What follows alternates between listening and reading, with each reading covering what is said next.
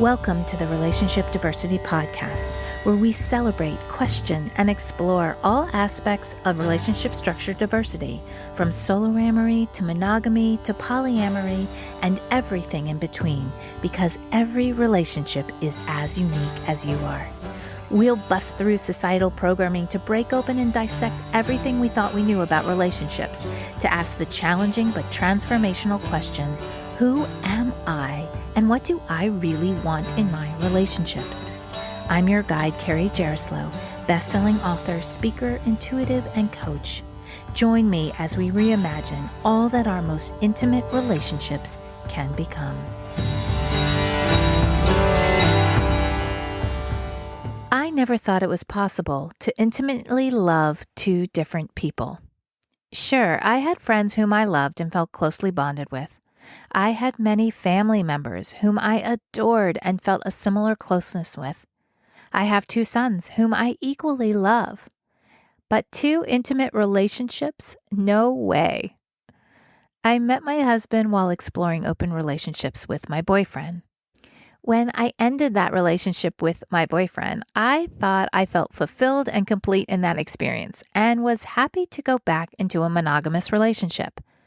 But my husband had always wanted to challenge societal programming and explore what a non-monogamous relationship would look like, since he had never had an experience of honestly and transparently opening up a monogamous relationship.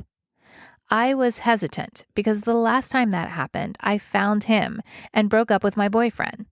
We talked about it for years on and off, never feeling like the timing was quite right. I questioned how I could care for another man while deepening my relationship with my husband and wondered if that was even possible for me.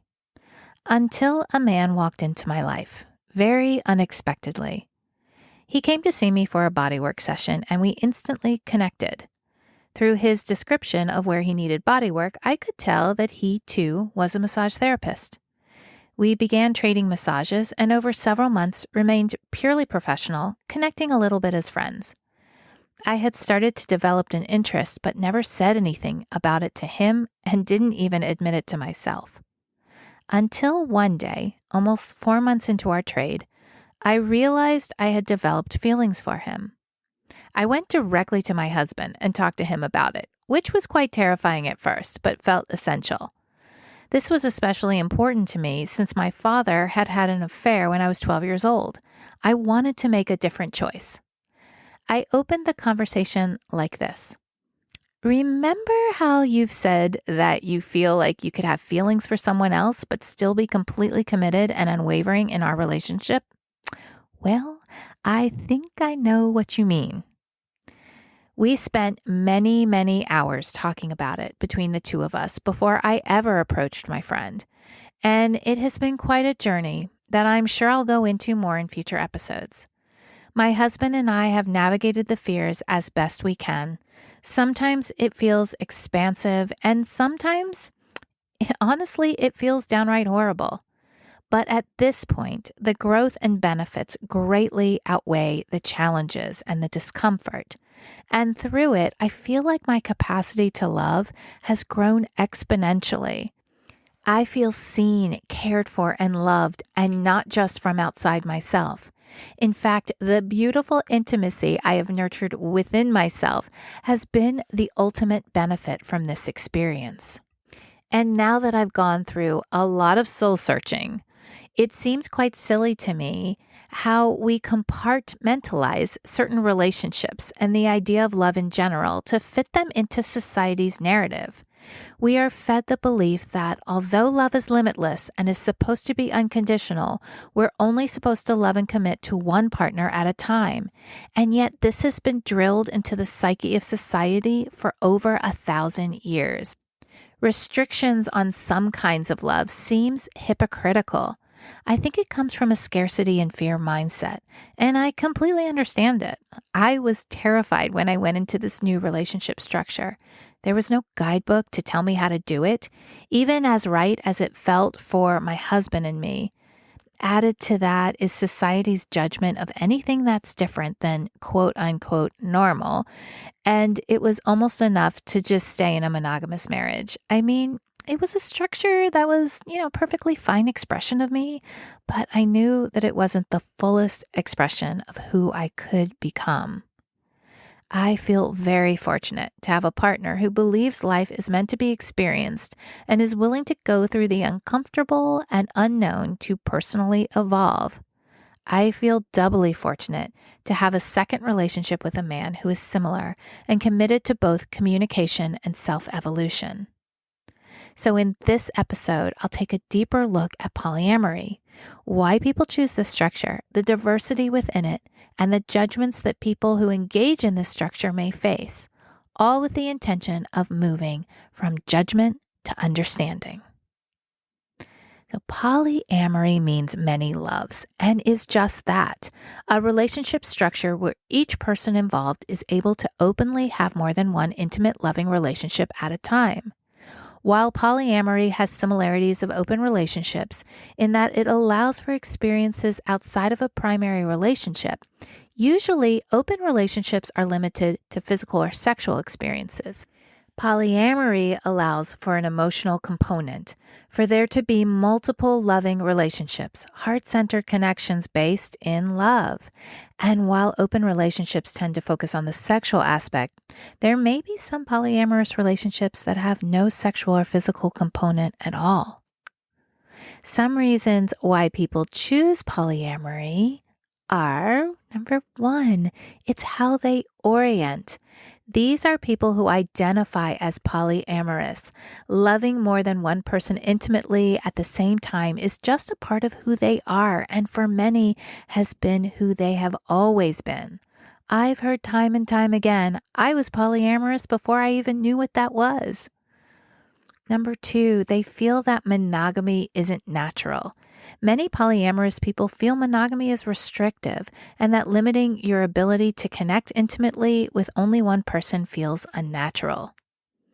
Number three, they feel all their needs can't be met by just one person. This can be emotionally, mentally, spiritually, or physically. When you look at all the needs we have as humans and see how we attempt to get them all fulfilled in the traditional monogamous structure, to those who are polyamorous, it feels like an impossible task to fill. Number four, personal growth is a priority and usually is more important than being emotionally comfortable or static in a relationship. What better way to stretch yourself and grow than being in an intimate relationship with more than one person?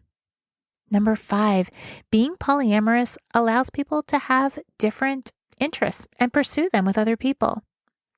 This can be very freeing for all the people in the relationship because it again releases the obligation of being someone's everything. A sixth reason could be people have different sexual orientations and are able to express both. Many people who choose polyamory have attractions to more than one gender. Polyamory allows them the space to experience both. And a seventh reason I'll talk about is that it leads to a deeper sense of self-actualization. Many polyamorous people believe that relationships are reflections of themselves, and with more people to reflect them, the deeper they are able to go into their own evolution. Many poly people don't subscribe to the belief of a person being their better half or the notion of another person completing them. They feel complete within themselves and are always evolving into a fuller version of themselves. Whatever the reason or reasons why someone chooses a structure, in order for it to be a good experience, you must be committed to two essential things: communication and processing. It takes adequate time and commitment to communicate and process. Processing happens both individually and as partners. And I've heard of many couples who, although interested in exploring polyamory, ultimately feel they don't have enough time or energy that they know they'll need. This is why I feel that timing is a very important aspect to look at when first talking about opening up your relationship. My husband and I talked about it for many years before it actually happened. We decided that raising two young kids and focusing on our united business required most of our attention. When things started to shift for us in those areas, we felt a natural opening. So, When looking at diversity within a polyamorous relationship, it's important that timing in the context of your overall life be taken into consideration. Is now the best time? Could you be in a better space mentally and emotionally to handle all that will surface, and it will surface, from shifting your relationship dynamic? There's no right or wrong, only honesty, open, loving communication, and understanding. Now, in terms of diversity within the polyamorous structure, many terms have already been developed to describe all the diverse ways it can be structured. Some include solo poly. This is where your primary relationship is with yourself, but you have multiple loving relationships with others. Usually non-hierarchical, meaning no relationship is more important than another. Typically, solo poly people maintain their individuality through having their own homes, lives, and finances. They have complete autonomy in their relationship decisions. Still, everyone is open and honest and knows about each other. Another substructure is monopoly. This is a relationship between two people where one is monogamous and one is polyamorous. I've seen this be a good choice, especially when one partner values their alone time and the other finds joy in connecting with others. It's consensual and transparent, and it could form due to contrasting desires, a long-distance relationship, or different emotional needs. Another one is hierarchical polyamory. This is a type of polyamorous relationships where there is a primary partnership in which the couple tends to combine their lives. They live together, have children together, have combined finances, etc., and all other relationships are secondary. Another one is non-hierarchical polyamory. In this structure, there is no primary relationship. Each partner is equal in terms of priority, perspectives, and time spent together. And yet another way to express diversity within polyamory is relationship anarchy. This structure and all that it encompasses is determined by the people involved and is not held by societal constructs. The agreements are made by the people involved and are focused on respectful, open communication. They create their own boundaries and limit the expectations they put on other people in the relationships. This version of polyamory leads to full autonomy within all relationships. And the last one I'll talk about is triads and quads. These are polyamorous relationships where there are either 3, triad, or 4, quad, people engaging in a relationship together. They build a life together, usually live together, and make decisions together as a unit. And then there is so much diversity within each of the above. Again, the key is to first know yourself as intimately as possible, therefore understanding your needs and desires. And second is to have open, honest, respectful, and direct communication. Share what you need, what you feel, and the kind of experience you are wanting to have. Open your ears and give your partners the same caring and compassion you want them to give you. Design what works for you and your partners. And what works for you 1 month or a year may change the longer you engage in this structure. Like any structure, expectations can be damaging to your experience. Thoughts like, "I'm not doing poly right," have come out of my mouth several times. Until I decided to throw out how others said I should be in my relationships and come together with my partners to determine what we all wanted and needed. This has released a weight that kept me feeling like a failure. It allowed me to embrace the uniqueness of who I am, uniqueness of my life, and the beautiful uniqueness of the men in my life. It has been transformational to let go of having to do something right and embrace just doing it the best I can. Now, when you're considering anything that's different, fears may rush in. You may be thinking about your mom, for example, and all the judgments that come from her if she finds out what you're considering or even doing. Societal programming has a firm grasp on many people, especially if they don't question themselves to understand if and how they might be different from their cultural or familial beliefs. Just being aware of how these judgments could be expressed is helpful when beginning this journey. So here are some judgments in societal programming I have heard or experienced. One is polyamory lets you have your cake and eat it too. This saying is filled with so much scarcity and lack. It says that somehow it's either impossible or wrong to have everything you want in your life. Another is polyamory is all about sex. Now, there can be sexual reasons why polyamory is a good fit, but more often than not, polyamory is about many loves, feeling romantic love for more than one person, whether sexual or not. Another one is, isn't polyamory just a way of cheating but feeling okay with it? The tenets of polyamory are that it is open and consensual, and all people involved are committed to transparency and honesty. Another one is, polyamory is morally wrong. I have heard people express that it isn't how relationships are supposed to be, or it goes against their beliefs. And then this belief, this judgment. I could never do that. I'd be too jealous. Now, jealousy is the most common question that comes up in terms of polyamory. Stay tuned because we'll be talking all about jealousy in an upcoming episode. Now, about the phrases, I could never do that and it's morally wrong. I would love to move to a place in the world where we can just be ourselves without imposing our beliefs on someone else or someone else imposing their beliefs on us. Just because it's the best choice for someone else doesn't mean it's the best choice for me. We only walk in our own shoes, and no one else has had the same exact past as me. I have always been fascinated about someone thinking their choices would work better for me than my own choices because they're viewing my life through the filter of their past, not mine. We'll go deeper into the idea of judgments on the next episode, but for now, I will say that I believe we can move from a judgmental world to a more compassionate world by learning to trust that people are making the best choice they can, given the path they have walked. And instead of condemning someone for a choice we would never make, we say, "Good job for making the best choice you can make. I trust that it's the best choice for you, and I celebrate you." Now you will know when it's time to do your own inner work if you're unable to find that trust, to be able to surrender your views and accept another's. It's not their responsibility to shift or change. It's yours. Begin by taking radical responsibility to understand where your judgments come from.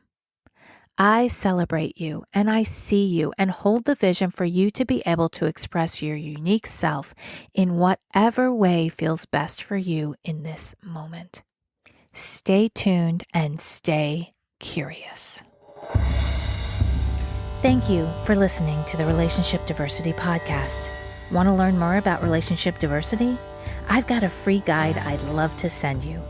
Go to www.relationshipdiversitypodcast.com to get yours sent right to you. If you liked what you heard, please subscribe to the podcast.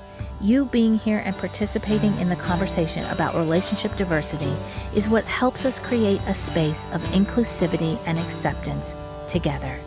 The more comfortable and normal it is to acknowledge the vast and varied relating we all do, the faster we'll shift to a paradigm of conscious, intentional, and diverse relationships. New episodes are released every Tuesday and Thursday. Stay connected with me through my website, carriejaroslow.com, Instagram, and TikTok. Stay curious. Every relationship is as unique as you are.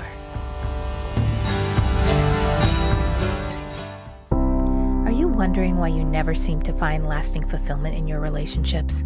Or do you create the same kinds of relationship experiences over and over again? Can you never seem to find even one person who you want to explore a relationship with? Have you just given up hope altogether? If this sounds like you, my recent book, Why Do They Always Break Up With Me, is the perfect place to start. The foundation of any relationship, whether intimate or not, is the relationship we have with ourselves. In the book, I lead you through 8 clear steps to start or continue your self-exploration journey.